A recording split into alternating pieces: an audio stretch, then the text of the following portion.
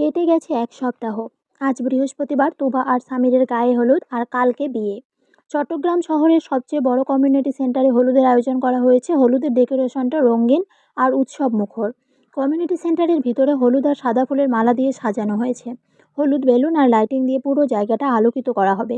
মঞ্চে সুন্দর একটা হলুদ ফ্লাওয়ার ডেকোরেশন করা হয়েছে আর সেখানে বরবধূর জন্য সুন্দর সিংহাসন সাজানো হয়েছে।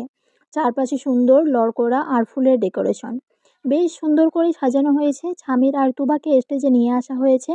সামির আর তুবা পাশাপাশি বসে আছে। দুজনেই মুখে হাসি লেগে আছে। তুবার বান্ধবীরা তাদের সামনে এসে হলুদের প্লেট নিয়ে দাঁড়িয়েছে। একে একে সবাই তাদের হলুদ ছুঁয়ে দিচ্ছে আর তুবা আর সামির হাসছে। হলুদের রঙে তাদের মুখগুলি সোনালি হয়ে উঠেছে। তারপর শুরু হলো মেহেদির অনুষ্ঠান। তুবার হাতে সুন্দরভাবে মেহেন্দির ডিজাইন আঁকা হচ্ছে। মেহেদির সাজে সামিরের নাম লেখা হয়েছে আর সামিরের হাতে তুবার নাম লেখা হচ্ছে।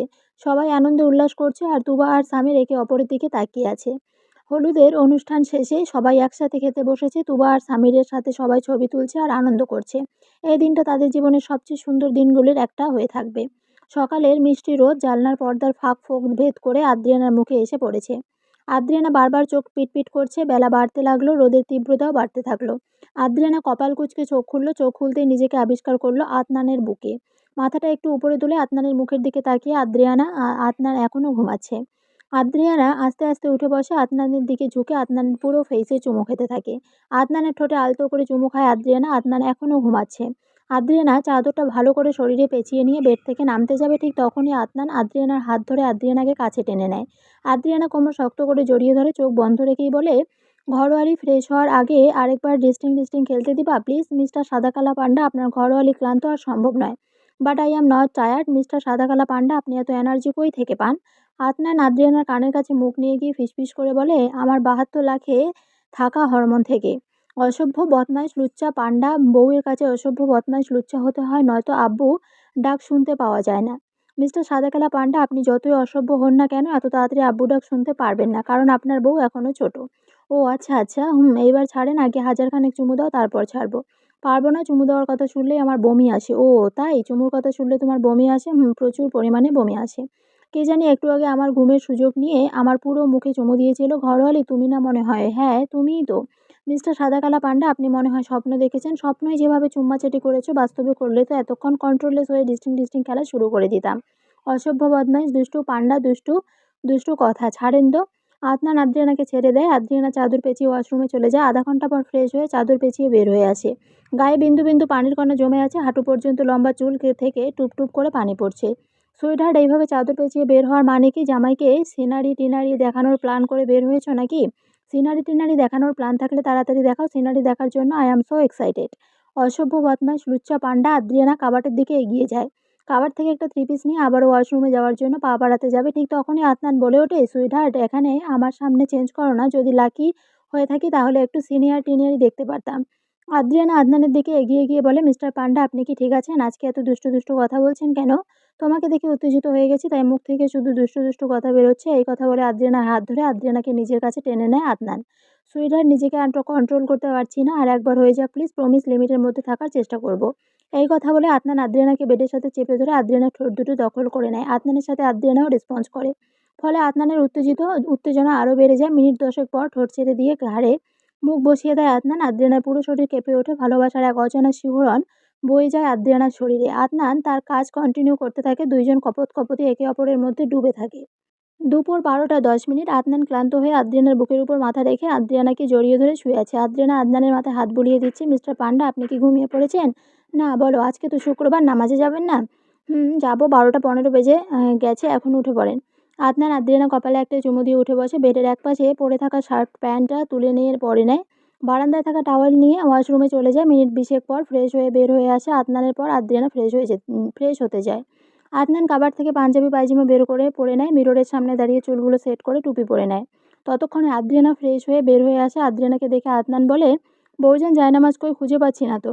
আদ্রিয়ানা জায়নামাজ বের করে আদনানের হাতে দেয়। আদনান জায়নামাজ হাতে নিয়ে আদ্রিয়ানার কপালে একটা চুমু খায়। গেলাম তাহলে। শুনেন না, বলছিলাম যে প্রতি শুক্রবার তো মসজিদে কিছু না কিছু দেয়, আজকে যদি কিছু দেয় তাহলে আমার জন্য নিয়ে আইসেন। সরি মাই ডিয়ার বউজান, এটা আমার ধারায় হবে না। মাফিয়া কিং জাহির আদনান চৌধুরী লাইনে দাঁড়িয়ে জিলাপি নিতে পারবে না। আদ্রিয়ানা কিছু বলতে যাবে, তার আগেই আদনান আবার বলে ওঠে, তবে মন খারাপ করার কোনো প্রয়োজন নেই। আসার সময় দোকান থেকে কয়েক কেজি কিনে নিয়ে আসবো। দোকানেরগুলো তো বাসার ফ্রিজে আছে।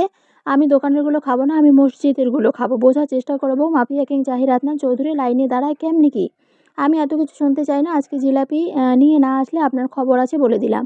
আদনান কিছু বলতে যাবে তার আগে আদ্রিয়ানা আবার বলে, নামাজের সময় হয়ে গেছে, এখন যান। আদনান কয়েক পা এগিয়ে গিয়ে থেমে যায়, আদ্রিয়ানার দিকে তাকিয়ে বলে, জিলাপি কি আনতেই হবে? একবার যেহেতু বলেছি সেহেতু আনতেই হবে। যদি দোকানেরগুলো নিয়ে আসি? আপনার অ্যাসিস্ট্যান্ট ওই দিন আপনাকে একটা নতুন বন্দুক দিয়ে গেছে না, ওইটা দিয়ে আপনাকে জয় বাংলা করে দিব। এইভাবে বলো কেন বউ, ভয় পাই তো। জিলাপি নিয়ে আসলে মিষ্টি করে ভালোবেসে বলবো। আচ্ছা ঠিক আছে।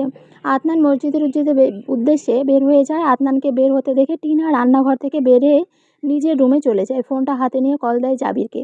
প্রথমবার রিং হয়ে কেটে গেলেও দ্বিতীয়বার রিসিভ হয়। হ্যালো স্যার, জাহির আদনান চৌধুরী নামাজে গেছে, কমপক্ষে 2 ঘন্টা আগে বাসায় ফিরবে না, আপনি চাইলে এই সুযোগটা কাজে লাগাতে পারেন।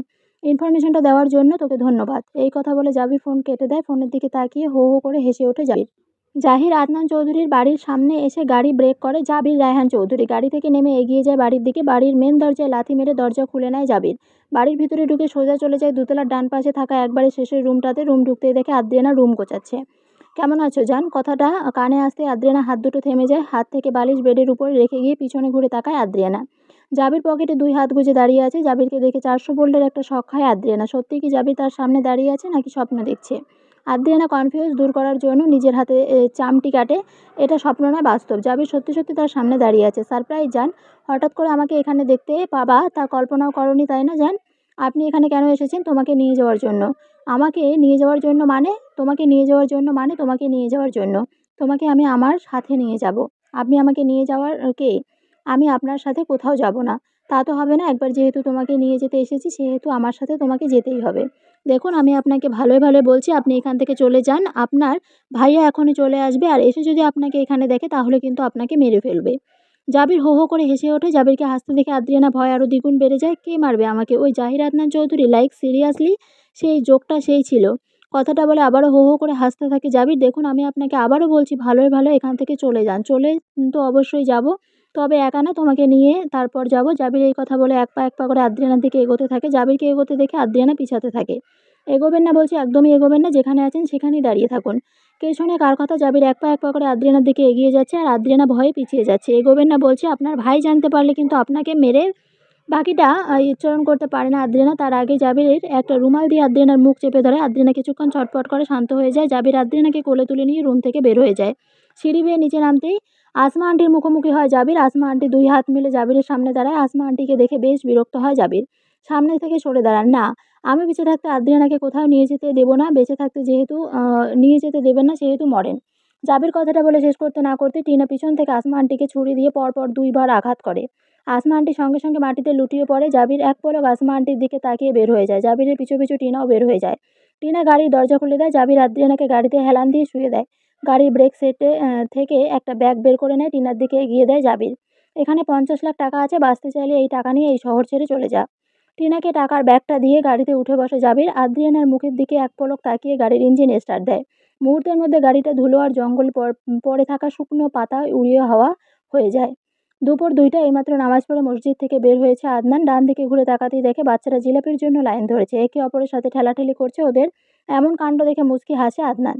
এখন জিলাপির জন্য লাইনে দাঁড়াবে না কি করে দাঁড়াবে না? বাচ্চাগুলোর দিকে তাকিয়ে এই কথা ভাবছে আদনান। অবশেষে নিজের ইগো আর লজ্জার সাথে যুদ্ধ করে লাইনে দাঁড়িয়েছে আদনান। আদনানকে লাইনে দাঁড়াতে দেখে আদনানের অ্যাসিস্ট্যান্ট আজিজ সহ আশেপাশের সবাই বেশ অবাক হয়। যে ব্যক্তি বাচ্চাদেরকে জিলাপি দিচ্ছিল সেই ব্যক্তি আদনানকে লাইনে দাঁড়াতে দেখে একটা ছোট পলিথিনের 2 পিস জিলাপি নিয়ে আদনানের দিকে এগিয়ে আসে। জিলাপির প্যাকেটটা আদনানের হাতে দেয়। আদনান মুচকি হেসে মসজিদ থেকে বের হয়ে আসে। সময় 2টা 30 মিনিট। এইমাত্র বাসার সামনে এসে পৌঁছেছে আদনান। গাড়ি থেকে নেমে খুশি মনে বাড়ির দিকে এগিয়ে যায় আদনান। বাড়ির মেন দরজা খোলা দেখে কিছুটা অবাক হয়ে আদনান, তবে বিষয়টা তেমন পাত্তা না দিয়ে বাড়ির ভিতরে ঢুকে যায়। একটু এগিয়ে যেতেই দেখতে পায় আসমা আন্টি মাটিতে পড়ে আছে। আদনান দৌড়ে যায় আসমা আন্টির কাছে। আন্টি, আন্টি কি হয়েছে আপনার? আপনি ঠিক আছেন তো আন্টি? আমার কথা শুনতে পারছেন? আসমা আন্টি আদনানের হাত ধরে বলে, বাবা, তোমার বউকে বাঁচাও। তোমার বউকে তুলে নিয়ে গেছে তোমার বাকিটুকু উচ্চারণ করতে পারে না আসমা আন্টি। তার আগেই আসমা আন্টির রুহু এই পৃথিবী থেকে বিদায় নেয়। আদনান আসমা আন্টিকে ফ্লোরে শুইয়ে দেয়। পকেট থেকে ফোনটা বের করে তার অ্যাসিস্ট্যান্ট আজিজকে কল দেয়। আসমা আন্টির দাফন কাফনের ব্যবস্থা করতে বলে। আদনান বের হয়ে যায় আদ্রিয়ানার খোঁজে। বাড়িতে রেখে যায় আসমা আন্টির মৃতদেহ আর আদ্রিয়ানার জন্য নিয়ে আসা সেই 2 পিস জিলাপি। মাফিয়া কিং জাহির আদনান চৌধুরী নিজের ইগো আর লজ্জার সাথে যুদ্ধ করে লাইনে দাঁড়িয়ে বউয়ের জন্য জিলাপি নিয়ে এসেছিল ঠিকই, কিন্তু সেই জিলাপি আর বউয়ের হাতে দেওয়া হলো না। বউ খেতে পারল না সেই জিলাপি। ফ্লোরের এক কোণে পড়ে আছে আদ্রিয়ানার জন্য নিয়ে আসা 2 পিস জিলাপি। রাত 8টায় সামির আর তুবাকে বিয়ের আসরে নিয়ে আসা হয়েছে। একে অপরের সামনে বসে আছে সামির আর তুবা। সামির আর তুবার নাম ঠিকানা লিখে নিয়ে কাজী বিয়ে পড়ানো শুরু করে। সবকিছু শেষে কাজী সামিরকে কবুল বলতে বলে। আলহামদুলিল্লাহ, কবুল কবুল কবুল। সামিরের পরে তুবাকে কবুল বলতে বলা হয়। তুবা বাবার দিকে এক পলক তাকায়, মিনিট 2 সময় নিয়ে কান্না মিশ্রিত কণ্ঠে বলে, আলহামদুলিল্লাহ, কবুল কবুল কবুল। উপস্থিত থাকা সবাই একসাথে আলহামদুলিল্লাহ বলে ওঠে। 3 কবুলের মাধ্যমে সমীর আর তুবা বাধা পড়ে বিয়ে নামক এক পবিত্র বন্ধনে সারা জীবনের জন্য আবদ্ধ হয়। এইবার বিদায়ের পালা। বাবাকে ছেড়ে যাবে না বলে বাবাকে জড়িয়ে ধরে হাউমাউ করে কান্না করছে তুবা। মেয়ের কান্না দেখে লিটন নিজেও কান্না করছে। স্বামী সহ সবাই তুবা আর লিটনকে বোঝানোর চেষ্টা করছে। কে শোনে কার কথা? তুবা আর লিটন কান্না করেই যাচ্ছে। শেষমেশ কান্না করতে করতে জ্ঞান হারিয়ে ফেলে তুবা। স্বামী তুবাকে কোলে তুলে নিয়ে গাড়িতে হেলান দিয়ে বসিয়ে দেয়। লিটন স্বামীর হাত জড়িয়ে ধরে কান্না করতে করতে বলে, বাবা, আমার মেয়েটাকে কখনো কষ্ট দিও না। মা মরা মেয়ে আমার। ছোটবেলায় মাকে হারিয়েছে। আমি ওকে কখনো মায়ের অভাব বুঝতে দেইনি। অনেক আদরে বড় করেছি ওকে। আমার মেয়েটা যদি কোনো সময় কোনো কারণে তোমার কাছে ঘৃণার পাত্রী হয়ে যায়, তাহলে আমার মেয়েকে আমার কাছে ফেরত দিয়ে যেও। স্বামী লিটনের হাত ধরে বলে, আঙ্কেল, আমি আপনাকে কথা দিচ্ছি তুবাকে কখনো কোনো কষ্ট পেতে দেব না। আপনার কাছে যেমন ছিল আমার কাছেও তেমন থাকবে। সবসময় ওর পাশে থাকবো। সুখ দুঃখে বিপদে ও ঢাল হয়ে দাঁড়াবো। স্বামীর এমন কথায় লিটন ভরসা পায়। রাত 12টা। লাল, নীল আর হলুদ রঙের গোলাপ দিয়ে সাজানো হয়েছে বাসর ঘর। বউ সেজে বসে আছে তুবা। সামিরের আশা অপেক্ষা করছে, কিন্তু সামিরের আসার কোনো নাম নেই। আরও মিনিট 5 পর তুবার অপেক্ষায় অবসান ঘটিয়ে রুমে প্রবেশ করে সামির। দরজা লক করে এগিয়ে যায় বেটের দিকে। তুবার সামনে বসে তুবার ঘোমটাটা সরায় সামির। তুবার থুতনি ধরে মুখটা একটু উপরে তোলে। তুবা সামিরের দিকে তাকিয়ে একটা লজ্জা মিশ্রিত হাসি দেয়। সামির বুকের বাঁ পাশে হাত দিয়ে বেডের উপর ফিট হয়ে পড়ে যায়। মিস্টার গরুর ডাক্তার, আর ইউ ওকে? এতক্ষণ ওকে ছিলাম, তবে এখন নট ওকে। তুমি কি বললে? আমি গরুর ডাক্তার? গরুর ডাক্তার বলে ক্রেডিট কি বেশি দিয়ে ফেলেছি? ও সরি, ভুল শুধরে নিচ্ছি। আরে ওকে মিস্টার হাসির ডাক্তার। কী সব আজে বাজে বকছো? মাথা ঠিক আছে? আমি গরুর ডাক্তার আর হাসির ডাক্তার হতে যাব কেন? আমি তো মানুষের হার্টের ডাক্তার। মিছা কথা। আপনি যে হার্টের ডাক্তার তা তো দেখে মনে হয় না। তাহলে কিসের ডাক্তার মনে হয়? ওই যে একটু আগে বললাম হাসির ডাক্তার। বেশি বেশি হয়ে যাচ্ছে না? বেশি হয়ে গেলে আজকের জন্য এই টপিকটা বাদ দেন। স্বামী তুবার হাত ধরে তুবার চোখের দিকে তাকিয়ে বলে, জানো, আজকে আমি অনেক খুশি। আজকের দিনটা আমার জন্য বেস্ট একটা দিন, কারণ আজকের দিনে আমি তোমাকে, আমার ভালোবাসাকে সারা জীবনের জন্য নিজের করে পেয়েছি। 14ই ফেব্রুয়ারি 2026, এই তারিখে আমি তোমাকে নিজের করে পেয়েছি। এই তারিখটা আমার জীবনের সবচেয়ে সুন্দর দিন। এই দিনে তুমি আমার হয়ে গেছো, আমার ভালোবাসা, আমার সব কিছু। তুবা, আমি তোমাকে কথা দিচ্ছি তোমাকে সবসময় ভালোবাসবো। বিপদে আপদে সুখ দুঃখে তোমার পাশে থাকবো, তোমাকে সুখী রাখবো। তুবা স্বামীরের দিকে তাকিয়ে বলে, আমিও আপনাকে কথা দিচ্ছি আপনাকে ভালোবেসে আপনার পাশে থাকবো। সামির আর তুবা একে অপরের দিকে তাকিয়ে হাসে। সামির তুবার একদম কাছে এগিয়ে যায়। তাদের ঠোঁট দুটো এক হয়ে যায়। রাতের নিস্তব্ধতা, শুধু তাদের নিঃশ্বাসের শব্দ শোনা যায়। রুমে ডিম লাইটের আলো আর কিছু মোমবাতি জ্বলছে। এই আলো একজোড়া পাখি একে অপরের মধ্যে হারিয়ে যায়। তাদের ভালোবাসা সমুদ্রে ডুবে যেতে থাকে।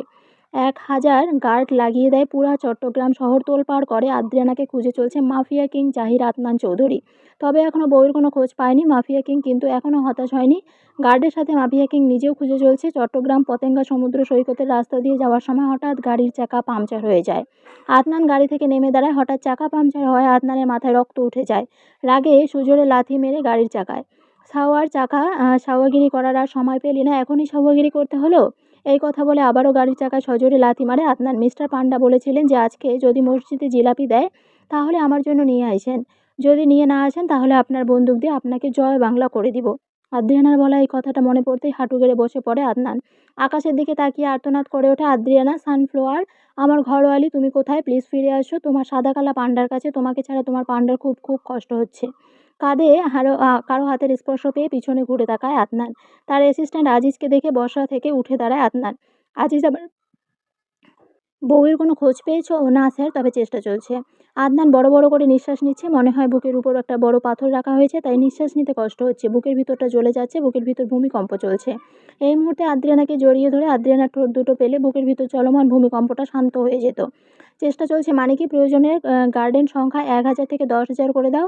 গার্ডের সাথে পুলিশ থেকে শুরু করে সব ডিপার্টমেন্টকে লাগিয়ে দাও। যে করেই হোক না কেন আমার বউকে আমার চাই, তাও 24 ঘন্টার মধ্যে। Okay sir. আজিজ ফোন নিয়ে একটু সাইডে চলে যায়। কল দেয় সব ডিপার্টমেন্টের প্রধানকে। প্রথমবার রিং হয়ে কেটে গেলেও দ্বিতীয়বার রিসিভ হয়। আজিজ তাকে সব কিছু বলে। সব শুনে তিনি কাজে লেগে পড়েন। আজিজ ফিরে এসে দেখে আদনান আবারও হাঁটু গেড়ে বসে আছে, এক দৃষ্টিতে তাকিয়ে আছে চাঁদের দিকে।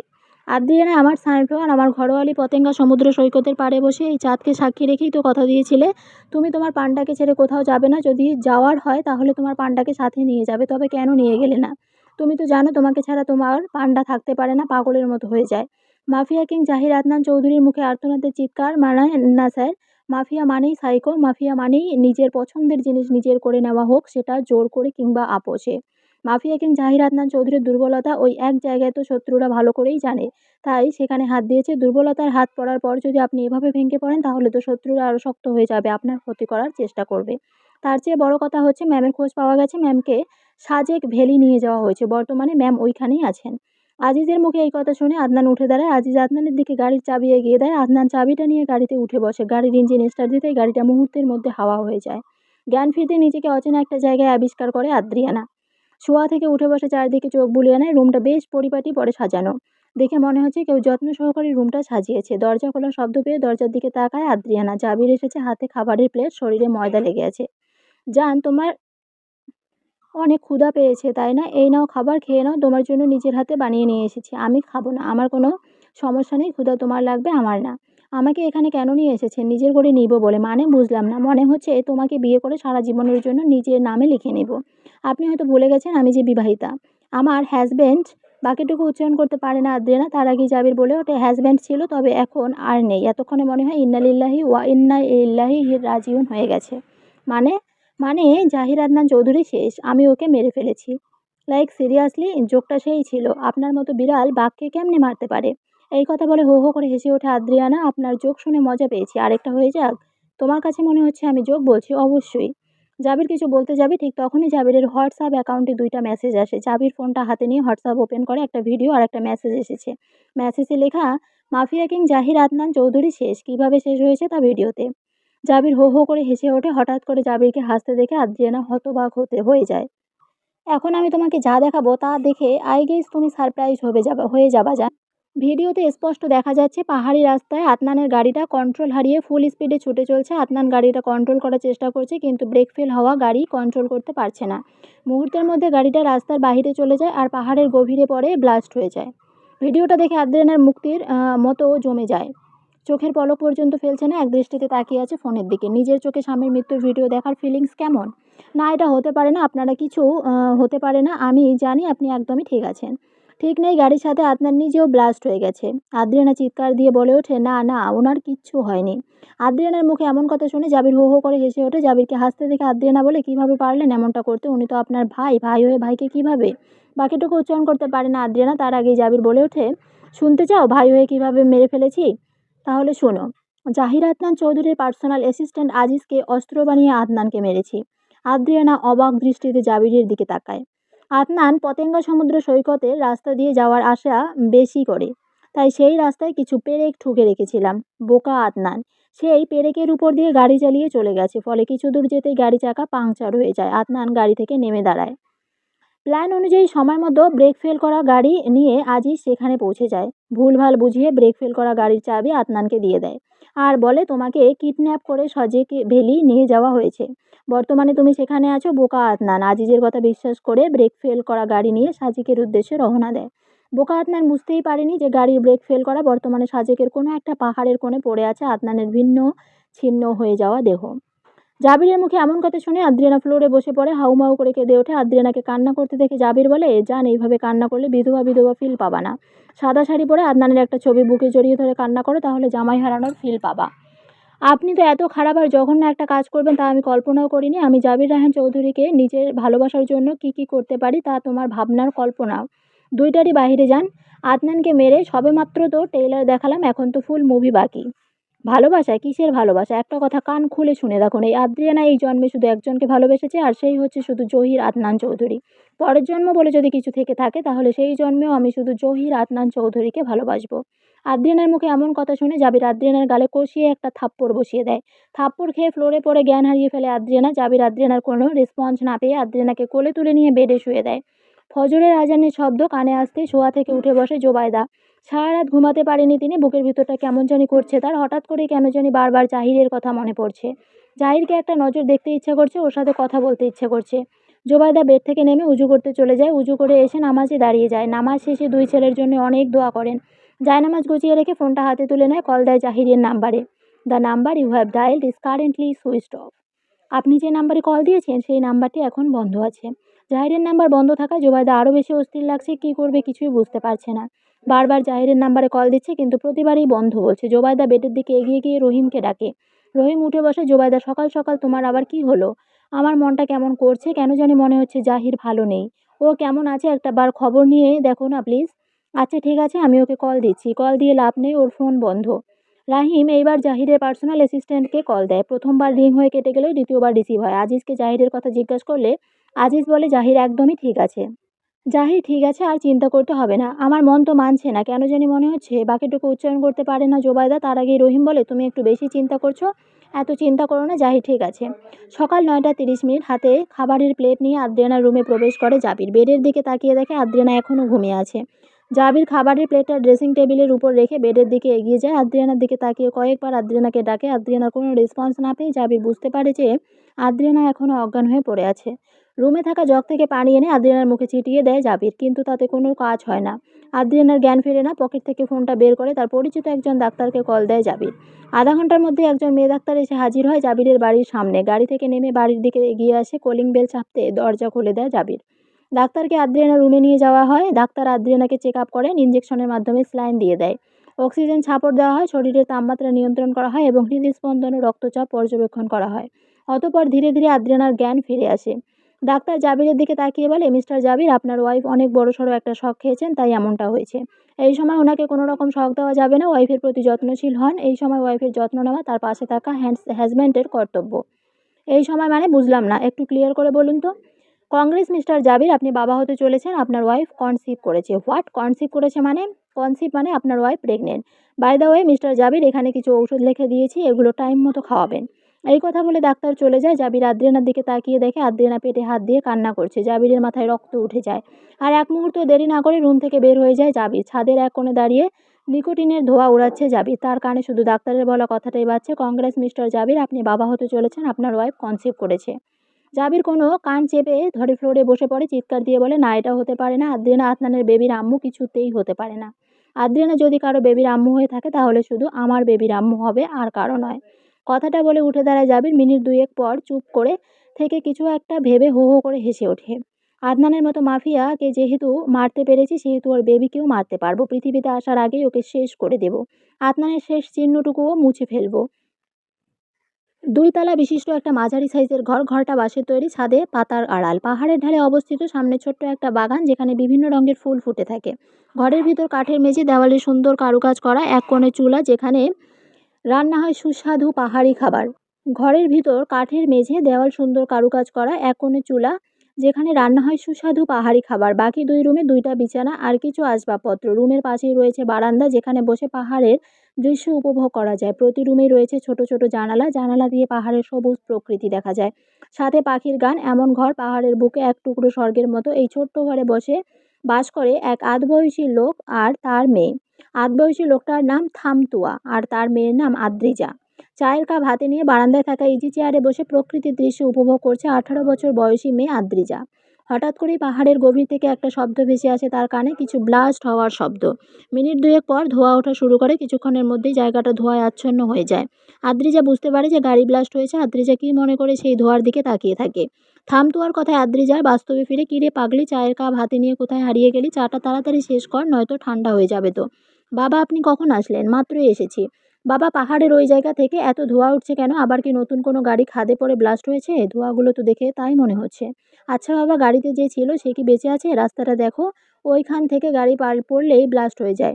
সেখানে গাড়ি ব্লাস্ট হয়ে যায়, যেখানে গাড়িতে থাকা মানুষ বেঁচে থাকবে কি করে? তারপরও আমাদের একবার দেখে আসা উচিত। এমন তো হতে পারে যে বেঁচে আছে। ঠিক বলেছিস তুই। আর তাছাড়া আমাদের এখান থেকে তো বেশি দূর মনে হচ্ছে না, চল গিয়ে দেখে আসি। থামতু আর তার মেয়ে আদ্রিজা রওনা দেয় সেই ধোঁয়া ওঠা জায়গার উদ্দেশ্যে। মিনিট 20-এর মধ্যে তারা পৌঁছে যায় সেই কাঙ্ক্ষিত জায়গায়। একটা গাড়িতে দাউ দাউ করে আগুন জ্বলছে। গাড়ি থেকে একটু দূরে রক্তাক্ত অবস্থায় পড়ে আছে এক যুবক, যার পুরো শরীর রক্তাক্ত হয়ে আছে। রক্তাক্ত অবস্থায় পড়ে থাকা যুবকটা আর কেউ নয়, সেই হচ্ছে মাফিয়া কিং জাহির আদনান চৌধুরী। থামতু আর আদ্রিজা সেই যুবকের দিকে এগিয়ে যায়। থামতুয়া যুবকের নিঃশ্বাস চেক করে দেখে নিঃশ্বাস চলছে।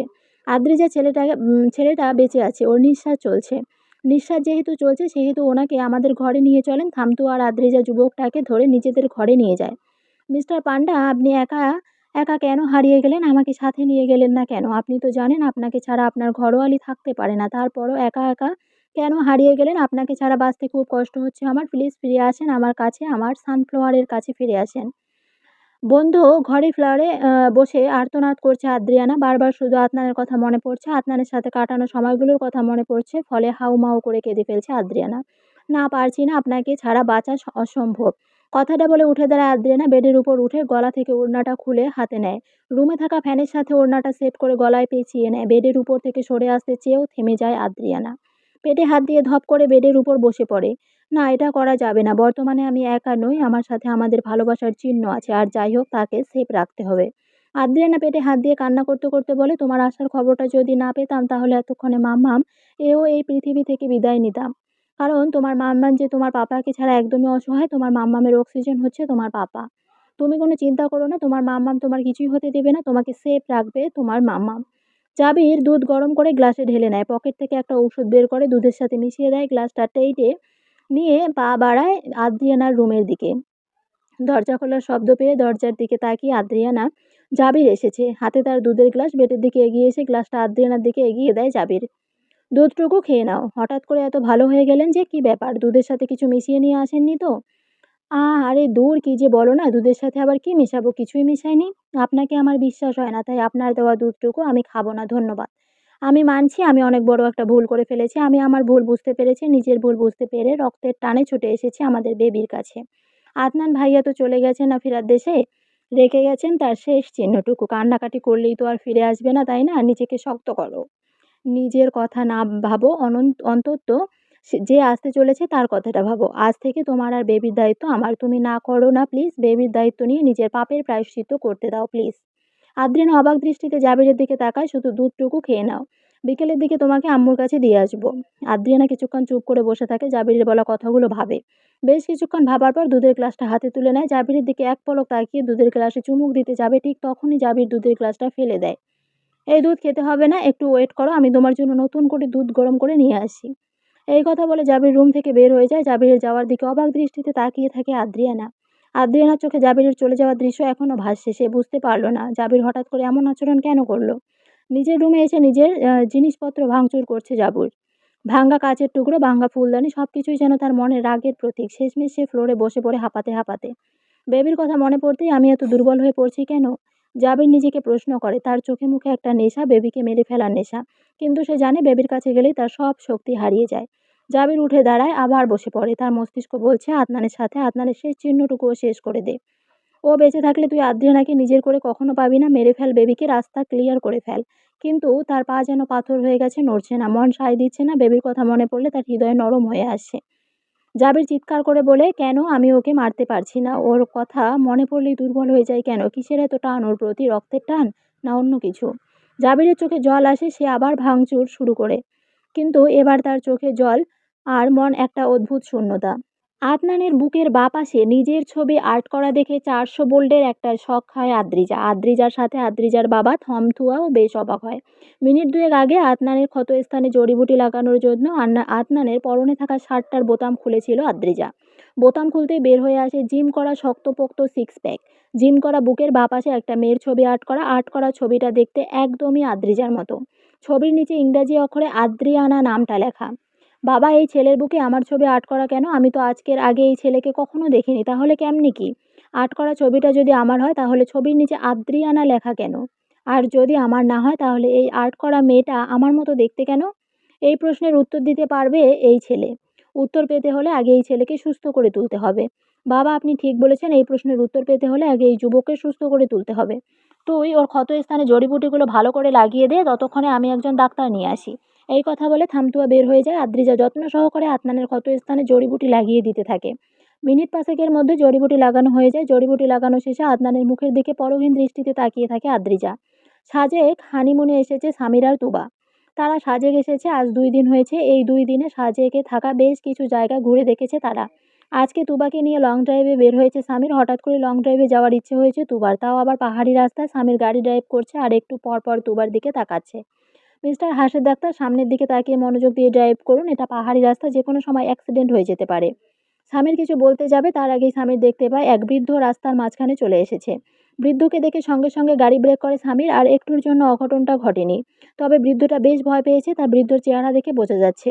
স্বামীর গাড়ি থেকে নেমে বৃদ্ধর দিকে এগিয়ে যায়, বৃদ্ধ স্বামীর দিকে তাকায়, বৃদ্ধ শরীর কাঁপতে থাকে। স্বামীর বৃদ্ধকে ধরে রাস্তার পাশে বসায়, গাড়িতে থাকা পানির বোতল এনে বৃদ্ধর হাতে দেয়।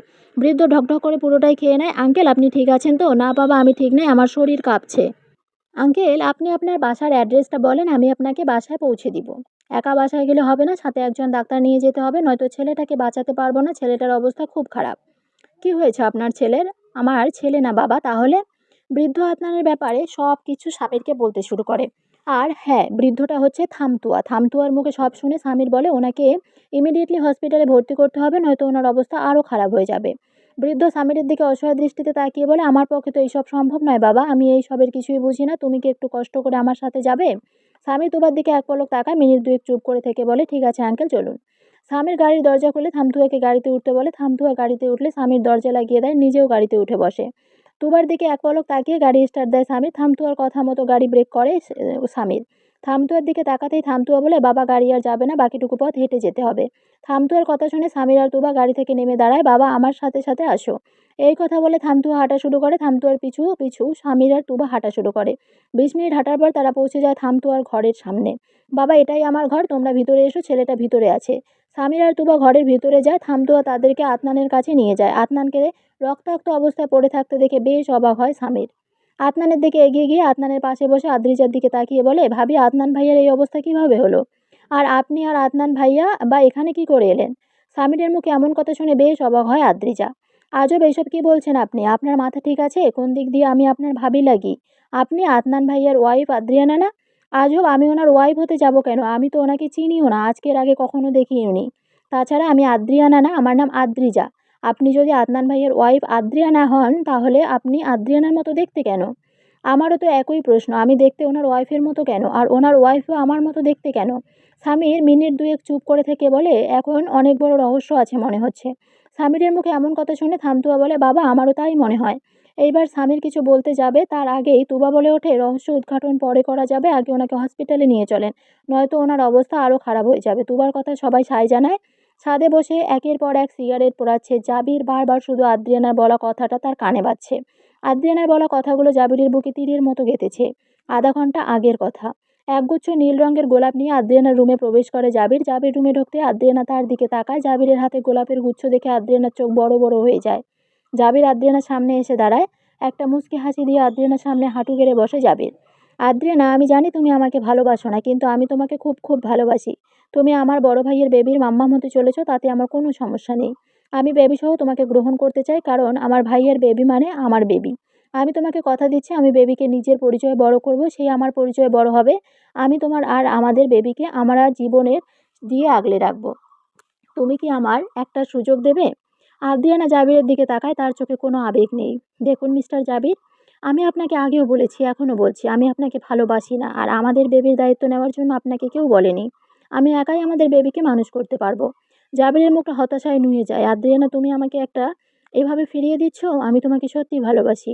আদ্রিয়ানা দৃঢ় কণ্ঠে বলে, মিস্টার জাবির, আমি আমার উত্তর আপনাকে জানিয়ে দিয়েছি, আপনি এখন এখান থেকে যান। জাবির উঠে দাঁড়ায়, হাত থেকে ফুলগুলো ফেলে দেয়, আদ্রিয়ানাকে দেওয়ালের সাথে চেপে ধরে বলে, আদ্রিয়ানা, একটা কথা তুমি কান খুলে শুনে রাখো, তুমি শুধু আমার হবে, আমারই থাকবে। আদ্রিয়ানা জাবিরের হাত থেকে নিজে ছাড়ানোর চেষ্টা করে। জাবির, ছাড়েন আমাকে, আপনি আমাকে এইভাবে ভয় দেখাতে পারেন না। জাবিরের চোখে রাগ ফুটে ওঠে। সেই আদ্রিয়ানাকে আরও শক্ত করে চেপে ধরে। আদ্রিয়ানা জাবিরকে ধাক্কা দিয়ে সরিয়ে দিয়ে চিৎকার দিয়ে বলে ওঠে, তখন থেকে কি সব আজে বাজে বলে যাচ্ছেন? হ্যাঁ, একটা কথা কান খুলে শুনে রাখুন মিস্টার জাবির, এই আদ্রিয়ানা এই জন্মে শুধু একজনকে ভালোবেসেছে, আর সেই হচ্ছে শুধু জাহির আদনান চৌধুরী। পরের জন্ম বলে যদি কিছু হয়ে থাকে, তাহলে সেই জন্মেও আমি শুধু জাহির আদনান চৌধুরীকে ভালোবাসবো, আর কাউকে না। আপনি যদি আমাকে মারতে মারতে মেরেও ফেলেন, তারপরও বলবো আমি শুধু জাহির আদনান চৌধুরীকে ভালোবাসি। যতক্ষণ এই দেহে প্রাণ আছে, ততক্ষণ বলবো আমি শুধু আদনানকে ভালোবাসি। শুনতে পেয়েছেন আপনি? যাকে নিজের করে পাওয়ার জন্য এত কিছু করলি, এত নিচে নামলি, ফ্যামিলির বিরুদ্ধে গেলি, নিজের ভাইকে মেরে ফেললি, তাকে পাওয়ার জন্য শেষ প্রান্তে এসে এইভাবে হেরে যেতে পারিস না জাবির। মেরে ফেল আদনানের সন্তানকে, ওকে মেরে ফেললেই তুই খুব সহজে আদ্রিয়ানাকে পেয়ে যাবি। জাবিরের মাথায় এই কথাগুলো ঘুরপাক খাচ্ছে, কিন্তু তার মন কিছুতেই মানছে না যে সে আদ্রিয়ানার ভালোবাসায় পাগল। কিন্তু আদনানের সন্তানকে মারার কথা ভাবতে গেলেই তার হৃদয় কেঁপে ওঠে। জাবিরের চোখে জল জমতে শুরু করে, আকাশের দিকে তাকিয়ে চিৎকার করে বলে ওঠে, আদ্রিয়ানা, আমি হেরে গেলাম। তোমাকে পাওয়ার যুদ্ধে আমি হেরে গেলাম, ভালোবাসার যুদ্ধে আজ আমি পরাজিত। তুমি শুধু আদনানকে ভালোবেসেছো, আর আমি জাবির তোমাকে ভালোবেসেছি। আমি এক ব্যর্থ প্রেমিক। আদনান তোমাকে পেয়েছে, তোমাকে ভালোবেসে, আর আমি শুধু তোমার ছায়া দেখে বেঁচে আছি। আদ্রিয়ানা, কেন তুমি আমাকে ভালোবাসলে না? কথাটা বলে ফ্লোরে বসে পড়ে যাবি, তার চোখ থেকে অঝোর ধারায় জল পড়ছে। ভালোবাসার যুদ্ধে নিজের হার মেনে নিয়েছে সে। ছোটবেলা থেকেই সে চেয়েছে, যা চেয়েছে তাই পেয়েছে সে। হোক সেটা আপোস কিংবা জোর করে, কিন্তু আজ আদ্রিয়ানাকে চেয়ে না পাওয়ার বেদনা তাকে কুরে কুরে খাচ্ছে। জাবির হৃদয়টা ভেঙে চুরমার হয়ে গেছে, সে আর সহ্য করতে পারছে না, তার খুব কষ্ট হচ্ছে। পাশ ফিরে তাকাতে দেখে তার দুঃখের সঙ্গে গিটারটা অযত্নে পড়ে আছে পাশে। ২ দিনের জন্য আদ্রিয়ানাকে পেয়ে গিটারের কথা ভুলেই গিয়েছিল সে। জাবির গিটারটা হাতে তুলে নেয়, গিটারের টুংটাং শব্দ তুলে জাবির গাইতে শুরু করে। ভিতর কান্দে সখী আমার তোমার লাগি দেখলা না, আর কতকাল রাখবা তোমার মন বিভাগী বুঝলা না, বুঝলাম। তোমার মনের মণি কোঠায় দাও না আমায় একটু ঠাঁই, তোমার মনের মণি কোঠায় দাও না আমায় একটু ঠাঁই, মন আর মানে না। ভিতর কান্দে সখী আমার তোমার লাগি দেখলা না, আর কতকাল রাখবা তোমার মন বিভাগী বুঝলাম। আদ্রিয়ানা। চিৎকার দিয়ে হসপিটালের বেড থেকে উঠে বসে আদনান। হাত থেকে স্যালাইনটা খুলে বেড থেকে নামতে যাবে, ঠিক তখনই আদ্রিজা আদনানের সামনে এসে দাঁড়ায়। আদ্রিজাকে দেখে আদনান মুখে হাসি ফুটে উঠলেও সেই হাসি বেশিক্ষণ স্থায়ী হয় না। মুহূর্তের মধ্যে আদনানের মুখের হাসি উধাও হয়ে যায়। কারণ আদনান বুঝতে পারে যে তার সামনে যে দাঁড়িয়ে আছে সেই তার আদ্রিয়ানা নয়, শুধু ফেসটাই আদ্রিয়ানার মতো। আদ্রিজা আদনানের কাছে এসে আদনানকে স্পর্শ করতে যাবে, ঠিক তখনই আদনান বলে ওঠে, ডোন্ট টাচ মি, আমাকে ভুলেও টাচ করার চেষ্টা করো না। এই কথা বলে আদনান উঠে দাঁড়ায়। আদ্রিজার দিকে এক পলক তাকিয়ে সামনের দিকে পা বাড়াতে যাবে, ঠিক তখনই সামির আদনানের সামনে এসে দাঁড়ায়। ভাইয়া, আপনার অবস্থা তেমন ভালো না, এই মুহূর্তে আপনার রেস্টের প্রয়োজন, আপনি রেস্ট না নিয়ে কোথায় যাচ্ছেন? আদনান কিছু বলে না, সামিরের দিকে এক পলক তাকিয়ে সামনের দিকে হাঁটা শুরু করে। পিছন থেকে সামির বলে ওঠে, ভাইয়া, আদ্রিয়ানা ভাবিকে কে কিডন্যাপ করে নিয়ে গেছে, এবং কোথায় নিয়ে গেছে তা আমি জানি। সামির কথা কানে আসতেই আদনান থেমে যায়, পিছনে ঘুরে তাকিয়ে বলে, কে কিডন্যাপ করেছে? আপনার ছোট ভাই জাবির, ও ছাড়া আর কেউ নয়। তুমি কি শিওর? জি ভাইয়া, আমি 100% শিওর। রায়হানি আদ্রিয়ানা ভাবিকে কিডন্যাপ করেছে। কিডন্যাপ করে কোথায় নিয়ে যাবে? বাকিটুকু উচ্চারণ করতে পারে না আদনান, তার আগেই সামির বলে ওঠে, চট্টগ্রাম ইউনিভার্সিটির পিছনে পাহাড়ের মাঝে জাবিরের একটা 2 তলা বাড়ি আছে। ওই বাড়িতে আদ্রিয়ানা ভাবিকে বন্দি করে রাখা হয়েছে। আদনান এক মুহূর্ত দেরি করে না, হসপিটাল থেকে বের হয়ে যায়। আদনানের যাওয়ার দিকে অবাক দৃষ্টিতে তাকিয়ে থাকে আদ্রিজা আর থামতুয়া। রাত ৩টা, কেউ জেগে নেই, পুরো শহর ঘুমাচ্ছে, ঘুম নেই শুধু আদ্রিয়ানার চোখে। বারান্দায় থাকা দোলনায় বসে পলকহীন দৃষ্টিতে আকাশের দিকে তাকিয়ে আছে আদ্রিয়ানা। চোখের পলক পর্যন্ত ফেলছে না, চোখের পলক ফেললে বা চোখ বন্ধ করলে আদনানের ফেসটা ভেসে ওঠে। আদনানের সাথে কাটানো স্মৃতিগুলো ভেসে ওঠে। আদনানের হাসি, আদনানের কথা, আদনানের স্পর্শ, সবকিছুই যেন আদ্রিয়ানার চোখের সামনে ভাসছে। আদ্রিয়ানা নিজেকে সামলাতে পারছে না, চোখ দিয়ে জল গড়িয়ে পড়ছে। হঠাৎ আদ্রিয়ানার মনে পড়ে যায় আদনানের সেই কথা। আদ্রিয়ানা, আমার সানফ্লাওয়ার, আমাকে কখনো ছেড়ে যেও না প্লিজ। তোমাকে ছাড়া আমি বাঁচতে পারবো না, নিঃশ্বাস আটকে আসার মতো কষ্ট পেয়ে মরে যাব। তুমি যে আমার সব কিছু। আদ্রিয়ানার চোখের জল আরো বেশি করে গড়িয়ে পড়ে। মিস্টার পান্ডা, আপনি তো এই চাঁদকে সাক্ষী রেখে কথা দিয়েছিলেন যে আমাকে ছেড়ে কখনো কোথাও যাবেন না। যদি যাওয়ার হয় তাহলে আমাকে সাথে নিয়ে যাবেন। কথা দিয়ে কেন কথা রাখলেন না? একা একা কেন হারিয়ে গেলেন? আমাকে সাথে নিয়ে গেলেন না কেন? মিস্টার পান্ডা, আপনি একদিন বলেছিলেন আমি কান্না করলে নাকি আপনি সহ্য করতে পারেন না, আপনার বুকের ভিতর ভূমিকম্প শুরু হয়, অথচ আপনি আমাকে প্রতিনিয়ত কাঁদাচ্ছেন। আদ্রিয়ানা এবার আকাশের দিকে তাকিয়ে আর্তনাদ করে ওঠে, হে আল্লাহ, আমার পান্ডাকে আমার কাছে ফিরিয়ে দাও প্লিজ।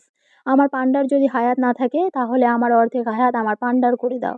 তারপরও আমার পান্ডাকে আমার কাছে ফিরিয়ে দাও। আমার পান্ডাকে ছাড়া আমার খুব খুব কষ্ট হচ্ছে। সকাল ৮টা, নাস্তার প্লেট হাতে নিয়ে আদ্রিয়ানার রুমে প্রবেশ করে জাবির। পুরো রুমে চোখ বুলিয়ে দেখে আদ্রিয়ানার রুমে নেই। নাস্তার প্লেটটা ড্রেসিং টেবিলের উপর রেখে ছুটে যায় বারান্দায়। বারান্দায় থাকা দোলনায় ঘুমিয়ে আছে আদ্রিয়ানা। জাবির আদ্রিয়ানার ঘুমন্ত ফেসের দিকে এক পলক তাকিয়ে আবার রুমের ভিতরে চলে যায়। ড্রয়ার থেকে খাতা কলম বের করে একটা চিরকুট লিখে নেয়। চিরকুটটা সুন্দর করে ভাঁজ করে নাস্তার প্লেটের পাশে রেখে দেয়। বারান্দার দিকে উঁকি দিয়ে আদ্রিয়ানাকে আর এক পলক দেখে বের হয়ে যায় জাবির। ৬ ঘন্টা জার্নির পর জাবিরের বাড়ির সামনে এসে পৌঁছেছে আদনান। গাড়ি থেকে নেমে বাড়ির দিকে এগিয়ে যায় আদনান। বাড়ির মেন দরজা লক করা দেখে আদনানের মাথায় রক্ত উঠে যায়। রাগে শরীরের সব শক্তি দিয়ে বাড়ির মেন দরজায় লাথি মারে আদনান। সঙ্গে সঙ্গে দরজা খুলে যায়। আদনান বাড়ির ভিতরে ঢুকে যায়। ডাইনিং রুমের একদমই মাঝখানে দাঁড়িয়ে আদ্রিয়ানাকে ডাকে আদনান। আদ্রিয়ানা, আমার সানফ্লাওয়ার, তুমি কোথায়? তুমি কি আমার কথা শুনতে পাচ্ছ? নিচে এসে দেখো, তোমার পান্ডা তোমাকে নিতে এসেছে। এই কথা বলে আদনান সিঁড়ি বেয়ে উপরে উঠতে থাকে আর আদ্রিয়ানাকে ডাকতে থাকে। বারান্দায় থাকা দোলনায় ঘুমিয়েছিল আদ্রিয়ানা। আদনানের গলার শব্দ কানে আসতেই ঘুম ভেঙে যায় আদ্রিয়ানার। আদ্রিয়ানা তড়িঘড়ি করে উঠে দাঁড়ায়। এটা তো আমার পান্ডা সাহেবের গলা। তাহলে কি আমার পান্ডা সাহেব আমাকে নিতে এসেছে? মিস্টার পান্ডা, আপনার সানফ্লাওয়ার এখানে। কথাটা বলে ছুটে যায় আদ্রিয়ানা। রুম থেকে বের হতেই দেখে আদনান তাকে ডাকতে ডাকতে বাঁদিকে যাচ্ছে। আদনানকে দেখে মিস্টার পান্ডা বলেই চিৎকার দেয় আদ্রিয়ানা। আদ্রিয়ানা চিৎকার শুনে পিছনে ঘুরে তাকায় আদনান। আদ্রিয়ানা তার সানফ্লাওয়ার তার সামনে দাঁড়িয়ে আছে। দুজন একে অপরের দিকে তাকায়, দুজনের চোখে পানি টলমল করছে। আদ্রিয়ানা পান্ডা সাহেব বলে ছুটে যেতে থাকে আদনানের দিকে। আদনানও আমার সানফ্লাওয়ার বলে আদ্রিয়ানার দিকে ছুটে আসতে থাকে। আদ্রিয়ানা আদনানের কাছে এসে আদনানের বুকে ঝাঁপিয়ে পড়ে। আদনানও তার সানফ্লাওয়ারকে শক্ত করে জড়িয়ে ধরে আগলে নেয় নিজের বাহু ডোরে। দুজনে একে অপরকে জড়িয়ে ধরে কাঁদতে থাকে। আদ্রিয়ানার চোখে পানিতে আদনানের বুক ভিজে ওঠে। আদনান আদ্রিয়ানার মাথায় হাত বুলিয়ে দেয়। কান্না করো না সানফ্লাওয়ার, আমি এসে গেছি তো, তোমার পান্ডা তোমার কাছে এসে গেছে। সানফ্লাওয়ার, আমি তোমাকে আর কখনো ছেড়ে যাব না, প্রমিস করছি। এবার অন্তত কান্নাটা থামাও, আমার কান্না যে তোমার পান্ডা সহ্য করতে পারে না।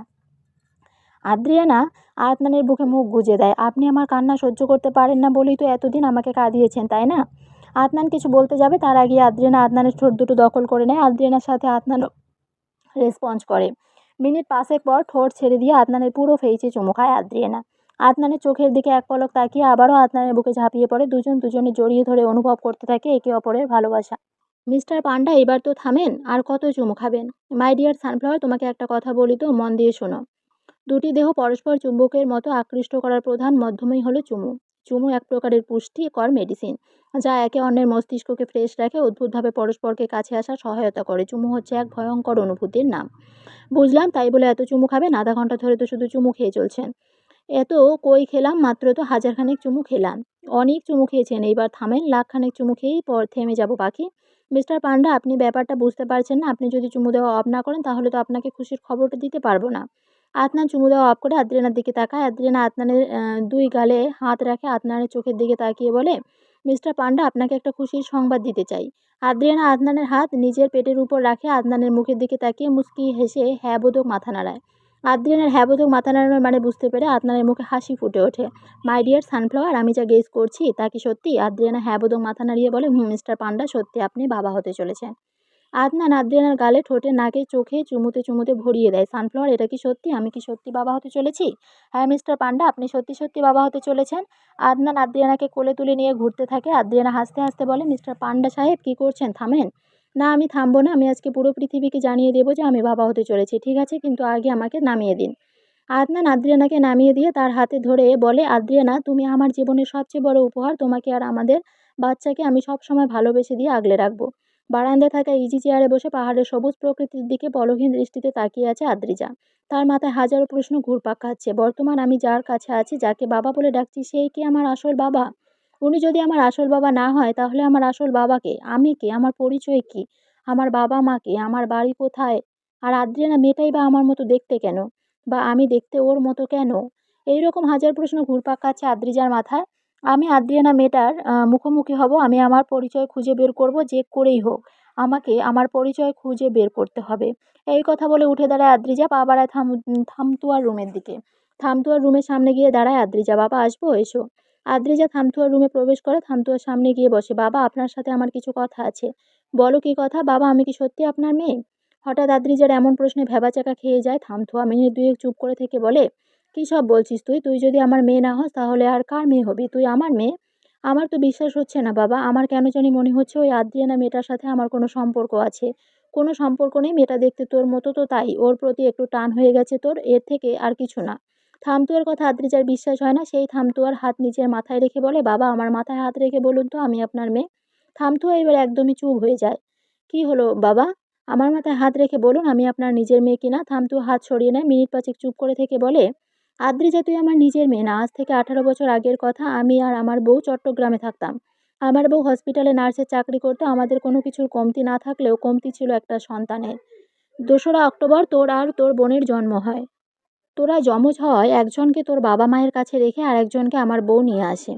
সেই দিন রাত 11টার দিকে তোকে সাথে নিয়ে হসপিটাল থেকে বাসায় ফিরে আমার বউ, তোকে নাকি আমার বউয়ের খুব পছন্দ হয়েছে, তাই তোকে চুরি করে নিয়ে আসে হসপিটাল থেকে। তোকে পেয়ে আমাদের সন্তানের অভাবটা পূরণ হয়। পরের দিন সকালে তোকে নিয়ে আমি আর আমার স্ত্রী চট্টগ্রাম ছেড়ে সাজেক চলে আসি। তারপর তোকে নিয়ে আমি আর আমার স্ত্রী সুখে শান্তিতে সংসার করতে থাকি। তোর যখন 15 বছর বয়স, তখন আমার বউ আমাকে ছেড়ে পরপারে চলে যায়। বউ চলে যাওয়ার পর তোকে ঘিরে আমার বেঁচে থাকা। থামতুয়ার মুখে এমন কথা শুনে বেশ অবাক হয় আদ্রিজা। তোমরা যদি আমার আসল বাবা মা না হও তাহলে আমার আসল বাবা মা কে? তা তো আমি জানি না। তবে আমার স্ত্রী আমাকে বলেছিল তোর নাকি আরও একটা যমজ বোন আছে। আমার মনে হয় ওই আদ্রিয়ানা মেয়েটাই তোর যমজ বোন। আদ্রিয়ানার মুখোমুখি হলেই তোর আসল বাবা মাকে খুঁজে পাবি। আমি আদ্রিয়ানার মুখোমুখি হব, আমাকে যে হতেই হবে। আমি আজকেই চট্টগ্রাম যাব। নিজের পরিবারকে পেয়ে এই বৃদ্ধ বাবাটাকে ভুলে যাস না মা। আদ্রিজা থানতুর হাত ধরে বলে, 18টা বছর আপনাকে বাবা বলে ডেকেছি না? সেই বাবাকে কি করে ভুলে যাব বলেন? আপনাকে আমি কখনোই ভুলব না। সন্ধ্যা ৭। সারাদিন অফিস শেষ একমাত্র বাসায় সামনে এসে পৌঁছেছে জাবির। গাড়ি থেকে নেমে ক্লান্ত শরীর নিয়ে বাড়ির দিকে এগিয়ে যায় জাবির। বাড়ির মেন দরজা খোলা দেখে বেশ অবাক হয় জাবির। আর এক মুহূর্ত দেরি না করে ছুটে যায় আদ্রিয়ানার রুমে। আদ্রিয়ানাকে রুমে না পেয়ে আদ্রিয়ানাকে খুঁজতে খুঁজতে বারান্দায় চলে যায় জাবির। আদ্রিয়ানা বারান্দায়ও নেই। জাবির বারান্দা থেকে রুমে আসতেই জাবিরের চোখ পড়ে ড্রেসিং টেবিলের উপর থাকা খাবারের উপর। যে খাবারটা জাবির সকালে আদ্রিয়ানার জন্য রেখে গিয়েছিল, খাবারটা যেভাবে রেখে গিয়েছিল ঠিক সেইভাবেই আছে। খাবারের পাশে অযত্নে পড়ে আছে জাবিরের লেখা সেই চিরকুটটা। জাবির চিরকুটটার দিকে এক পলক তাকিয়ে রুম থেকে বের হয়ে যায়। একে একে বাড়ির প্রতিটা রুম খুঁজে যায় জাবির। কোনো রুমে আদ্রিয়ানাকে খুঁজে পায় না। বাড়ির বাইরে গিয়ে গ্যারেজ, বাগান সব জায়গাতেই আদ্রিয়ানাকে খোঁজে, কিন্তু কোথাও আদ্রিয়ানাকে খুঁজে পায় না সে। শেষমেশ গাড়ি নিয়ে বের হয় আদ্রিয়ানার খোঁজে। চট্টগ্রামে পা রাখতেই কিছু বখাটে গুন্ডার কবলে পড়ে আদ্রিজা। গুন্ডাদের হাত থেকে রক্ষা পাওয়ার জন্য শরীরের সব শক্তি দিয়ে দৌড়াচ্ছে আদ্রিজা। আদ্রিজা দৌড়াচ্ছে আর একটু পর পর পিছনে ঘুরে তাকাচ্ছে। গুন্ডাগুলো আদ্রিজার খুব নিকটে চলে এসেছে দেখে আদ্রিজা দৌড়ের গতি বাড়িয়ে দেয়। দৌড়াতে দৌড়াতে একটা গাড়ির সামনে গিয়ে পড়ে আদ্রিজা। গাড়ির সাথে ধাক্কা খেয়ে একটু দূরে গিয়ে ছিটকে পড়ে সে। আদ্রিজার এই অবস্থা দেখে গুন্ডাগুলো পালিয়ে যায়। তার নিভু নিভু চোখে আদ্রিজা দেখতে পায় গাড়ির দিকে তাকিয়ে থাকে। দেখে গাড়ি থেকে একটা যুবক বের হয়। তার দিকে তাকিয়ে আসছে। আদ্রিজা যুবকের দিকে সাহায্যের দৃষ্টিতে তাকায়। যুবকটা যখন আদ্রিজার নিকটে পৌঁছায় তখন আদ্রিজার চোখ অন্ধকারে নেমে আসে। যুবকটি আদ্রিজার পাশে এসে বসে এবং আদ্রিজার মুখের দিকে তাকায়। সেই অজ্ঞান হয়ে পড়ে আছে। আদ্রিজাকে দেখে অবাকের দ্বিগুণ পর্যায়ে যায় যুবকটি। তড়িঘড়ি করে আদ্রিজার পালস চেক করে এবং নিশ্চিত হয় যে সে বেঁচে আছে। যুবকটি আদ্রিজাকে কোলে তুলে নিয়ে গাড়িতে বসায় এবং হাসপাতালে নিয়ে যায়। রাত 10টা। জ্ঞান ফিরতেই বাবা বলে চিৎকার দেয়। হাসপাতালের বেড থেকে উঠে বসে আদ্রিজা। আদ্রিজার চিৎকার শুনে বিদ্যুতের গতিতে আদ্রিজার কাছে ছুটে আসে জাবির। Relax আদ্রিয়ানা, relax. এখন আর ভয়ের কিছু নেই। আদ্রিজা জাবিরের দিকে তাকিয়ে বলে, ওই গুন্ডাগুলোর হাত থেকে আমার বাবাকে বাঁচান প্লিজ। ওই গুন্ডাগুলো আমাকে ধরতে না পেরে আমার বাবাকে আটকে রেখেছে। আদ্রিজার এমন কথায় বেশ অবাক হয় জাবির। বাবা মানে কার বাবা? তোমার বাবা তো অনেক আগেই। বাকিটুকু উচ্চারণ করতে পারে না জাবির। তার আগে আদ্রিজা বলে ওঠে, আমার বাবা, প্লিজ আমার বাবাকে বাঁচান। তোমার বাবাকে গুন্ডাগুলো কোথায় নিয়ে যেতে পারে তার কোনো ক্লু দিতে পারো? ক্লু কিভাবে দিব? আমি তো চট্টগ্রামের কিছুই চিনি না। আজকে প্রথম চট্টগ্রাম শহরে এসেছি। আজ প্রথম প্রথম চট্টগ্রাম শহরে এসেছো মানে মাথা কি গেছে নাকি আছে? তখন থেকে দেখছি কী সব বলছো। আমি আর আমার বাবা আজকেই চট্টগ্রাম শহরে এসেছি। বাস থেকে নেমে সিএনজি ধরে ডাক্তার সামির চৌধুরীর বাসায় যাওয়ার সময় এই গুন্ডাগুলো কবলে পড়ি। আমি গুন্ডাগুলোর কাছ থেকে পালিয়ে আসতে সক্ষম হলেও আমার বাবা আসতে পারেনি। ওরা আমাকে না পেয়ে আমার বাবাকে আটকে রেখেছে। ওয়েট ওয়েট ওয়েট, তুমি বলছো যে তুমি আর তোমার বাবা আজকে প্রথম চট্টগ্রাম শহরে এসেছো, তাই তো? জি, বুঝলাম। গাড়ির সাথে ধাক্কা খেয়ে তোমার স্মৃতিশক্তি হারিয়ে গেছে। আমার স্মৃতিশক্তি হারাতে যাবে কেন? আমার স্মৃতিশক্তি হারায়নি। ও আচ্ছা আচ্ছা, তাহলে বলো তো দেখি তোমার নাম কি, পরিচয় কি? আমার নাম আদ্রিজা, পরিচয় কি জানি না। নিজের পরিচয় খুঁজতেই চট্টগ্রামে এসেছি। মানে বুঝলাম না। আদ্রিজা এক এক করে সব জাবিরকে বলতে শুরু করে। আদনানকে রক্তাক্ত অবস্থায় পাহাড়ের খাদে পাওয়া, তার বুকের বাপাশে আদ্রিয়ানার ছবি আর্ট করে থেকে শুরু করে সব কিছু শুনে বেশ অবাক হয় জাবির। তবে ভাই বেঁচে আছে শুনে খুশিও হয়। তার মানে তুমি আদ্রিয়ানা নও, তুমি আদ্রিজা। হুম, আমি আদ্রিজা। আচ্ছা, এই নিয়ে পরে সব কথা হবে। আগে বলো, বাস থেকে নেমে সিএনজিতে উঠে আনুমানিক কতটুকু পথ এগিয়ে গিয়েছিলে? আদ্রিজা কিছুক্ষণ চুপ করে থেকে বলে, এই ধরেন 1 কিলোমিটারের মতো। তবে শিওর না, এর থেকে কমও হতে পারে আবার বেশিও হতে পারে। ঠিক আছে, তুমি রেস্ট করো, আমি দেখছি তোমার বাবা কোথায় আছে। আমিও যাব আপনার সাথে। না করবেন না প্লিজ। জাবির মিনিট দুয়েক চুপ করে থেকে বলে, ঠিক আছে চলো। রাত 11টা। আদনান রুম ডেকোরেশন করছে। রুমে থাকা দক্ষিণ পাশের দেওয়ালে 2টা কিউট বাচ্চার পিকচার লাগিয়েছে। নিচে ছোট একটা বেবি দুলানো বিভিন্ন খেলনা দিয়ে দোলনাটাও সুন্দর করে সাজিয়েছে আদনান। ডেকোরেশন করা কমপ্লিট হলে বেডের দিকে এগিয়ে যায় আদনান। রাত বাজে 11টা। এই সময় এইসব কি খাচ্ছে সানফ্লাওয়ার? কানানা নাকি? দেখতে পাচ্ছেন না আচার খাচ্ছি? কথাটা তো সুন্দর করে বলা যেত, তাই না? মাননীয় মিস্টার সাদাকালা পান্ডা, আপনি কি কানা? চোখে দেখেন না? দেখতে পাচ্ছেন না আচার খাচ্ছি? আদনান হেসে ফেলে। ঠিক আছে ঠিক আছে, তুমি যে আচার খাচ্ছ তা আমি দেখতে পাচ্ছি, কিন্তু তুমি এত রাতে আচার কেন খাচ্ছ? আদ্রিয়ানা মুখ ভাঙিয়ে বলে, আমার প্রিন্স খেতে বলেছে। ওয়েট সানফ্লাওয়ার ওয়েট, তোমার প্রিন্স মানে এটা প্রিন্স হবে না, প্রিন্সেস হবে। আমার প্রিন্স চাই, প্রিন্সেস না। আর আমার প্রিন্সেস চাই। আমার তো মনে হচ্ছে আমাদের প্রিন্সেস হবে। আমার মনে হচ্ছে আমাদের প্রিন্স হবে। মাই ডিয়ার সানফ্লাওয়ার, আমাদের প্রিন্স হবে না কি প্রিন্সেস হবে তা সময়ই বলে দেবে। আদনান আদ্রিয়ানার পেটে হাত দিয়ে বলে, তুমি শুধু আমার জন্য আর আমাদের ছোট্ট অতিথির জন্য সাবধানে চলাফেরা করো, বাকিটাও আমি দেখে নেব। আদ্রিয়ানা আদনানের চোখের দিকে তাকিয়ে বলে, আমি আপনার জন্য আর আমাদের ছোট অতিথির জন্য সবসময় সাবধানে চলাফেরা করব। আদনান আদ্রিয়ানার গালে হাত রেখে আদ্রিয়ানার চোখের দিকে তাকিয়ে বলে, মাই ডিয়ার সানফ্লাওয়ার, আমরা একসাথে ছোট্ট পরিবারটাকে সুন্দর করে গড়ে তুলব। হুম মিস্টার পান্ডা, অনেক রাত হয়েছে, এবার ঘুমিয়ে পড়ো। আর একটু আচার খাই, তারপর ঘুমিয়ে পড়বো। আজকে অনেক আচার খাওয়া হয়েছে, তা আর খেতে হবে না, এবার ঘুমিয়ে পড়ো। কাল সকালে আব্বু আম্মুর বাসায় যাব। আব্বু আম্মুর বাসায় কেন?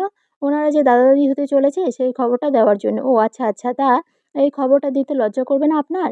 ধুর পাগলি, কি বলো, এই খবরটা দিতে লজ্জা করবে কেন? আমার তো খুব লজ্জা করবে। কেন? আপনি যখন এই খবরটা তাদেরকে দেবেন তখন তো তারা বুঝে যাবে আপনি আর আমি ওইসব করেছি। আপনার আদ্রিয়ানার একদমই কাছে এসে নেশালো কণ্ঠে বলে, ওইসব কি করেছি সানফ্লাওয়ার? দুষ্টু পান্ডা, আপনি জানেন না আপনি কি করেছেন? জানা সত্ত্বেও আমাকে লজ্জা দিচ্ছেন কেন? আমি লজ্জা পাচ্ছি তো। আদনান আদ্রিয়ানাকে নিজের কাছে টেনে নেয়, আগলে নেয় নিজের বাহু ডোরে। আদ্রিয়ানা লজ্জায় আদনানের বুকে মুখ গুজে ফেলে। ২ ঘন্টা খোঁজাখুঁজি করার পর থামতুয়াকে খুঁজে পাওয়া যায়। মাথা নিচু করে রাস্তার পাশে বসে আছে থামতুয়া। পুরো মুখে রক্তে লাল হয়ে গেছে, কপাল থেকে রক্ত গড়িয়ে পড়ছে রাস্তায়। আদ্রিজা গাড়ি থেকে নেমে দৌড়ে যায় থামতুয়ার কাছে। আদ্রিজাকে দেখে থামতুয়া কান্না করে দেয়। আদ্রিজা, মা আমার, তুই ঠিক আছিস তো? ওই গুন্ডাগুলো তোর কোনো ক্ষতি করেনি তো? বাবা, আমি একদমই ঠিক আছি, কিন্তু আপনার এই অবস্থা কী করে হলো? ওই গুন্ডাগুলো তোকে ধরতে না পেরে আমাকে মেরেছে। আমার কথা বাদ দে। তোর মাথায় ব্যান্ডেজ কেন? কী হয়েছে তোর? বাবা, আমি ঠিক আছি, চলো আগে তোমাকে হাসপাতালে নিয়ে যাই। থামতু আদ্রিজার দিকে তাকিয়ে বলে, মা আমি ঠিক আছি, তুই আগে নিজের খেয়াল রাখ। আদ্রিজা থামতুয়ার হাত ধরে বলে, কেমন ঠিক আছেন তা তো দেখতেই পারছি। বেশি কথা না বলে চলেন এখন। আদ্রিজার কথা শেষ হতেই জাবির বলে, আঙ্কেল আপনি অনেক কথাই বলেছেন, আর কোনো কথা নয়, আগে ডাক্তারের কাছে যাবেন। ডাক্তার দেখবেন, তারপর সব কথা বলবেন। থামতুয়া জাবিরের দিকে তাকায়। জাবির থামতুয়ার হাত ধরে থামতুয়াকে গাড়ির দিকে নিয়ে যায়। গাড়ির দরজা খুলে থামতুয়াকে গাড়িতে বসিয়ে দেয়। আদ্রিজা গাড়িতে উঠে থামতুয়ার পাশে বসে। জাবির গাড়ির দরজা লাগিয়ে নিজেও উঠে বসে। সিট বেল্টটা পরে নিয়ে গাড়ি স্টার্ট দেয়। সকাল ৮টা। সকালে মিষ্টি রোদে জানলার পর্দা ভেদ করে আদ্রিয়ানার মুখের উপর পড়েছে। সূর্যের আলো মুখে পড়তেই আদ্রিয়ানা ঘুম ভেঙে যায়। পাশ ফিরে দেখে আদনান পাশে নেই। আদ্রিয়ানা উঠে বসে, বেড থেকে নেমে বারান্দায় চলে যায়। আদনান বারান্দায়ও নেই দেখে রুম থেকে বের হয়ে রান্নাঘরের দিকে উঁকি মারে আদ্রিয়ানা। আদনান রান্না করছে দেখে রুমে গিয়ে ফ্রেশ হতে চলে যায়। মিনিট ৫ পর ফ্রেশ হয়ে বের হয়ে আসে। টাওয়াল দিয়ে মুখ মুছে টাওয়ালটা বারান্দায় মিলে দিয়ে নিচে চলে যায়। রান্নাঘরে গিয়ে আদনানকে পিছন থেকে জড়িয়ে ধরে আদ্রিয়ানা। জামাইজান, কি নাস্তা তৈরি করেছেন? আপনার পছন্দের চা আর পরোটা তৈরি করেছি বউজান। আমার খুব খিদা পেয়েছে, তাড়াতাড়ি করে খাইয়ে দেন। বউজান, আপনি টেবিলে গিয়ে বসুন, আমি নিয়ে আসছি। আদ্রিয়ানা টেবিলে গিয়ে বসে। আদনান পরোটা আর চা নিয়ে টেবিলের দিকে এগিয়ে যায়। নাস্তাটা টেবিলের উপরে রেখে আদ্রিয়ানার পাশে বসে, বউজান খাইতে দিতে হবে নাকি? হবে নাকি মানে কি? হ্যাঁ, খাইয়ে দেন। ওকে মাই ডিয়ার সানফ্লাওয়ার। এই কথা বলে আদনান আদ্রিয়ানাকে খাইয়ে দিতে থাকে। মিনিট ৫ মধ্যে আদ্রিয়ানার খাওয়া হয়ে যায়। আদ্রিয়ানার পরে আদনান নিজেও খেয়ে নেয়। খাওয়া শেষ করে রান্নাঘর গিয়ে কাপ আর প্লেটগুলো ধুয়ে জায়গা মতো রেখে দেয়। শোনো বাহাদুর, মাফিয়া কিং জাহির আদনান চৌধুরী বাবা হতে চলেছে। এই খুশিতে পুরো চট্টগ্রাম শহরের প্রতিটা ঘরে ঘরে মিষ্টি বিতরণ করো। স্যার, আমাদের লোক অলরেডি মিষ্টি বিতরণ কাজে লেগে পড়েছে। Very good. আর হ্যাঁ, ২৪ ঘন্টার মধ্যে আজিজ আর টিনাকে খুঁজে বের করো। আদনান তার নতুন অ্যাসিস্ট্যান্ট বাহাদুরকে কথাটা বলেই ফোন কেটে দেয়। বারান্দা থেকে রুমে এসে দেখে আদ্রিয়ানা বোরখা আর হিজাব পরে রেডি হয়ে নিয়েছে।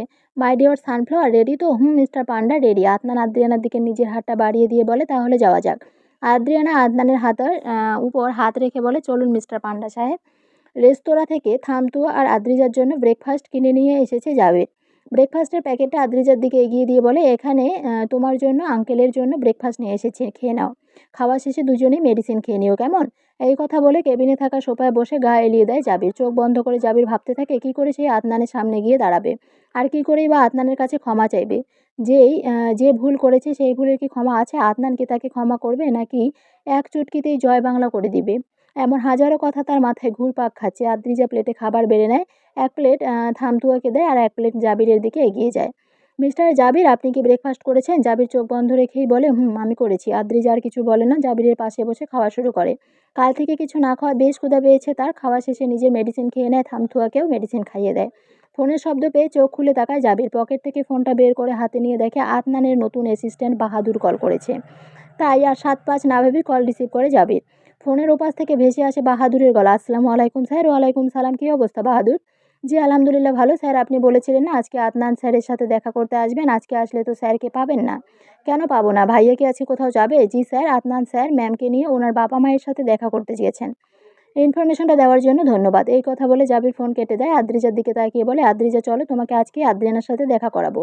আদ্রিজাকে এই কথা বলে জাবির থামতুয়ার দিকে তাকিয়ে বলে, আঙ্কেল আপনার রেস্টের প্রয়োজন, আপনি রেস্ট নেন, আমি আদ্রিজাকে আদ্রিয়ানের সাথে দেখা করিয়ে নিয়ে আসছি। আচ্ছা ঠিক আছে বাবা। থামতুয়ার মুখে এমন কথা শুনে জাবির বলে, আদ্রিজা চলো। চলুন। জাবির আদ্রিজাকে সাথে নিয়ে বের হয়ে যায়। চৌধুরী বাড়ির সামনে এসে গাড়ি ব্রেক করে আদনান। গাড়ি থেকে নেমে আসে, গাড়ির অপর পাশ এগিয়ে যায়।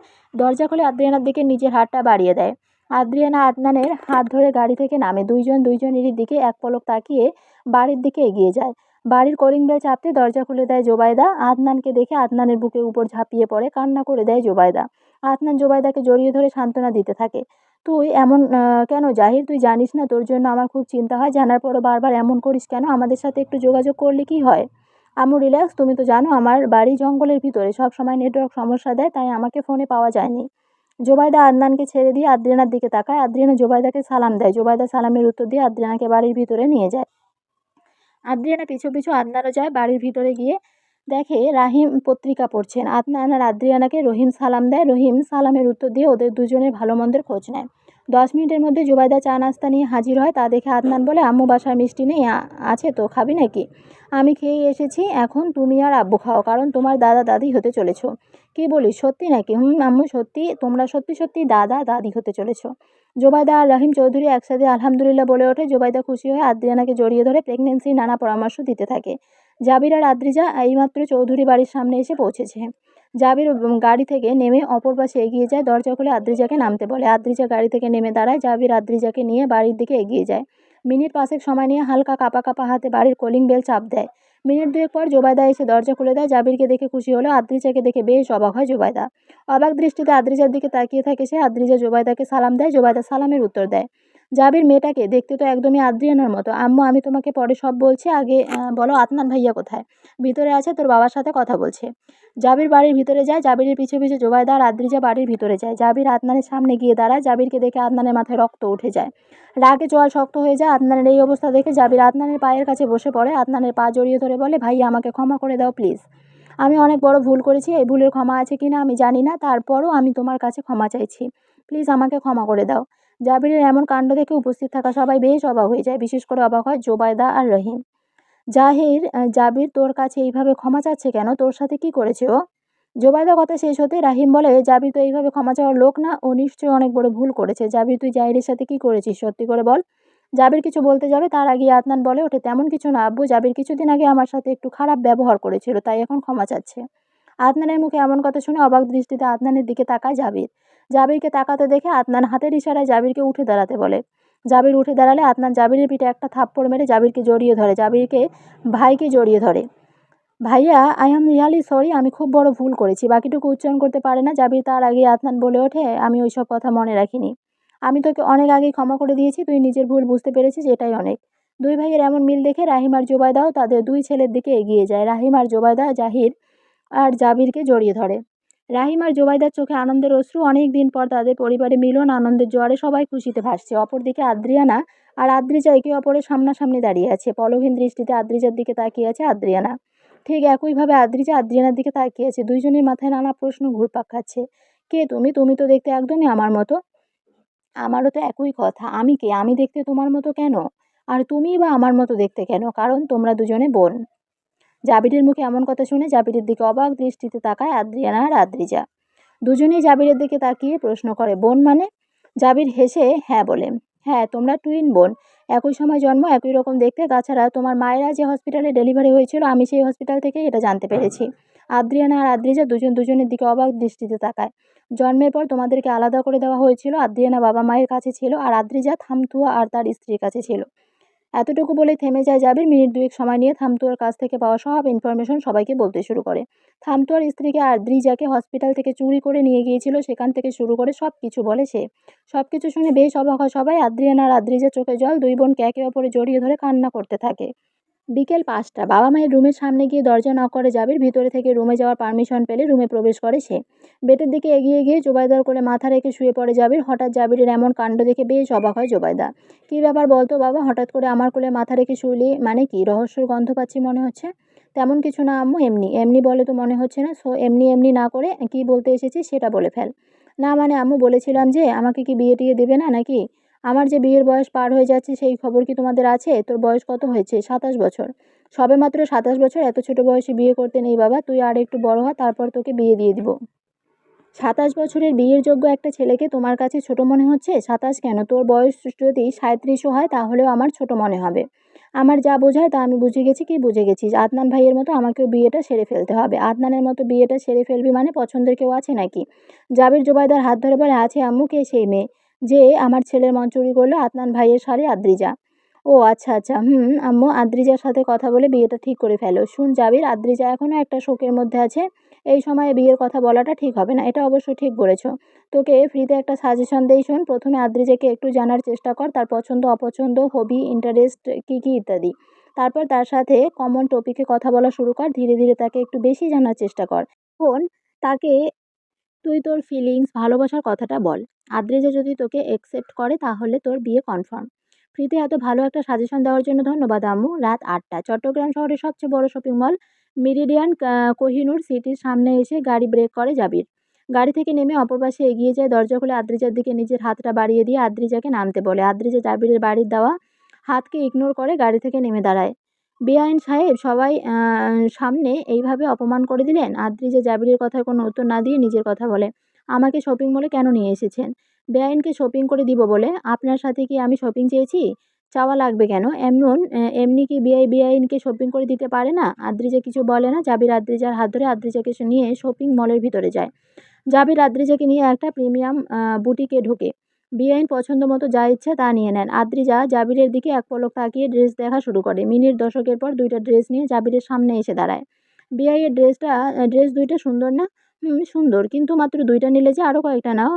বেআই, আমি না কনফিউজ, আপনি কিছু ড্রেস চয়েস করে দেন না। জাবির আদ্রিজাকে কিছু ড্রেস চয়েস করে দিতে থাকে। হালকা নীল রঙের একটা ড্রেসের উপর জাবিরের চোখ আটকে যায়। জাবির ড্রেসটা হাতে নিয়ে আদ্রিজার দিকে এগিয়ে দেয়। বেআইন, এই ড্রেসটা ট্রায়াল দিয়ে দেখতে পারো। এই ড্রেসটা পরলে তোমাকে অনেক সুন্দর লাগবে। আদ্রিজা জাবিরের দিকে এক পলক তাকিয়ে ড্রেসটা নিয়ে ট্রায়াল রুমে চলে যায়। মিনিট 10 পর ড্রেসটা পরে বের হয়ে আসে। নীল রঙের ড্রেসে আদ্রিজাকে অসম্ভব সুন্দর লাগছে। জাবির হাঁ করে তাকিয়ে থাকে আদ্রিজার দিকে। আদ্রিজা জাবিরের দিকে এগিয়ে আসে। বেয়াই, আমাকে কেমন লাগছে? জাবিরের হুঁশ নেই। সেই এখনও আদ্রিজার দিকে হাঁ করে তাকিয়ে আছে। জাবিরকে নিজের দিকে হাঁ করে তাকিয়ে থাকতে দেখে আদ্রিজার কিছু একটা অস্বস্তি বোধ হয়। আদ্রিজা হাতের তুড়ি বাজিয়ে বলে, বেয়াই কোথায় হারিয়ে গেলেন? বেআইন তো তোমার প্রেমের সাগরে। মানে? আচ্ছা বেআইন, আপনি এত সুন্দর কেন বলেন তো? কে বলেছে আমি সুন্দর? কাল রাতে পুরো সাজেকে বাসি আমার কাছে এসে আমাকে বলে গেছে যে জাবির, আমাদের সাজেক শহরের সবচেয়ে সুন্দরী মেয়ে হচ্ছে আদ্রিজা। তুমি আদ্রিজাকে পটাও, ওর সাথে প্রেম করো, ওকে নিজের জীবনসঙ্গী বানিয়ে নাও, ওর সাথে তোমাকে ভালো মানাবে। বেয়াই তো দেখছি ভালোই মেয়ে পটাতে পারেন। তো গার্লফ্রেন্ড কয়টা আছে? বিশ্বাস করো, একটাও নেই। যে ছেলে এত সুন্দর করে ফ্লার্টিং করতে পারে সেই ছেলের কিনা গার্লফ্রেন্ড নেই? বিষয়টা কেমন না? সত্যি আমার কোনো গার্লফ্রেন্ড নেই। ভালো তো। বেআইন, আমার গার্লফ্রেন্ড নেই শুনি কি তুমি খুশি হয়েছো? এই কথাটা আমি কখন বললাম বেআই? বলুনি, তবে মনে হলো আর কি। আদ্রিজা কিছু বলে না। জাবিরের দিকে এক পলক তাকিয়ে ক্যাশ কাউন্টারের দিকে এগিয়ে যায়। আদ্রিজা পিছু পিছু জাবিরও যায়। বেডের উপর চিত হয়ে শুয়ে আছে আদনান। দৃষ্টি উপরে থাকা ফ্যানের উপর স্থির, মনোযোগ দিয়ে কিছু একটা ভাবছে মনে হচ্ছে। মিস্টার পান্ডা সাহেব, এইভাবে কি ভাবছেন? আদনান উঠে বসে, আদ্রিনার হাত ধরে আদ্রিনাকে নিজের কোলে বসায়। ভাবছি রুমটা সাউন্ড প্রুফিং করব। হঠাৎ করে রুম সাউন্ড প্রুফিং করার কারণ কি? এখন থেকে আমরা সবার সাথে এই বাড়িতে থাকবো, তাই রুমটা সাউন্ড প্রুফিং করব। সবার সাথে থাকতে হলে রুম সাউন্ড প্রুফিং করা লাগবে কেন? রুম সাউন্ড প্রুফিং না করলে রুমে হওয়া ঘূর্ণিঝড়ের শব্দ তো সবাই শুনে ফেলবে। রুমে কিসের ঘূর্ণিঝড় হবে শুনি? ডিএনএ সাপ্লাই দেওয়ার ঘূর্ণিঝড়। দুষ্টু পান্ডা, আপনি বাবা হতে চলেছেন। এইবার অন্তত এইসব ডিস্টিং খেলা বাদ দেন। সবেমাত্র প্রথমবারের মতো বাবা হতে চলেছি। আরও 10-12টা বেবির বাবা হই, তারপর না হয় এইসব ডিস্টিং খেলা বাদ দিব। 10-12টা কম হয়ে যায় না? আপনি তো আরও বেশি বেবি ডিজার্ভ করেন। আমার বউ যদি 10-12টার বেশি বেবি নিতে পারে তাহলে আমার দিতে কিংবা ডিজার্ভ করতে কোনো সমস্যা নেই। দূরে নিজের কথায় নিজেই ফেঁসে যায়। আপনার সাথে কথায় বেড়ে ওঠা অসম্ভব। আদনান হেসে ওঠে। আদ্রিয়ানাকে নিজের একদমই কাছে টেনে নিয়ে বলে, সানফ্লাওয়ার, আমার না খুব করে চুমু খাওয়ার শখ জাগছে। আমি কি একটা চুমু খেতে পারি? আদ্রিয়ানা লজ্জা মিশ্রিত একটা হাসি দেয়। তা দেখে আদনান আদ্রিয়ানার ঠোঁট দুটো দখল করে নেয়। জ্ঞান ফিরতে নিজেকে চেয়ারের সাথে বাঁধা অবস্থায় আবিষ্কার করে আজিজ আর টিনা। ওদের জ্ঞান ফিরছে দেখে একটা গার্ড তাদের চোখের বাঁধন খুলে দেয়। চোখ খুললেই চারদিকে চোখ বুলিয়ে নেয় দুইজনে। জায়গাটা চিনতে পেরে অবাকের দ্বিগুণ পর্যায়ে যায় আজিজ আর টিনা। ভয়ে দুজনের ঘাম ছুটে যায়। কারণ জায়গাটা হচ্ছে আদনানের পাতাল ঘর। কার আদেশে আমাদেরকে এখানে নিয়ে এসেছিস? আজিজের এমন প্রশ্নের জবাবে বাহাদুর বলে, জায়গাটা দেখে বুঝতে পারছিস না যে তোদের বড় বাপের আদেশে তোদেরকে এখানে নিয়ে এসেছি? নাম কি তার সেটা বল।